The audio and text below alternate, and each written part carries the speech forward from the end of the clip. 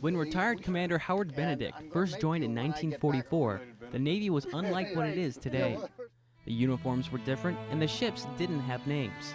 But there was one thing that stayed the same across the years: the desire to serve one's country. Assigned to Landing Ship Tank, or LST-1077, Benedict and the rest of the 1077 crew were headed for Japan during World War II. Benedict can still remember first landing in Sasebo on August 29, 1945, 10 days after the war had ended. When we came in, we didn't know what to expect. We didn't know whether we would be treated with hostility or whether we would be greeted well. And in talking to Japanese since we have been here, we found out that they were very, very tired of the war.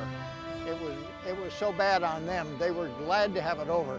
Though over 6 decades had passed, Benedict remembers the exact place his crew landed.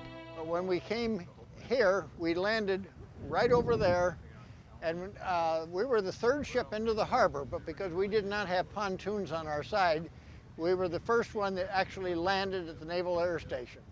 Well, the Sasebo area, where we conduct the LCAC operations right now, was a former Japanese Naval Air Station, and it also became the main landing point for the Marines. So for most of the members of the occupation force, Sasebo is the first memory they have of Sasebo because it's where they actually landed. Before the crew of 1077 arrived at Sasebo, most of the city had been destroyed in the war, much of it burnt to the ground. Local historian Phil Akins says that Sasebo today is unrecognizable to what Benedict saw almost 64 years ago.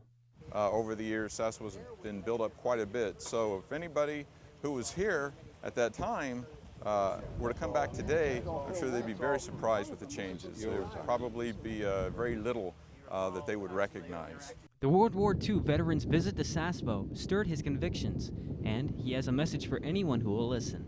No more wars. Nobody got anything, except we lost a lot of people.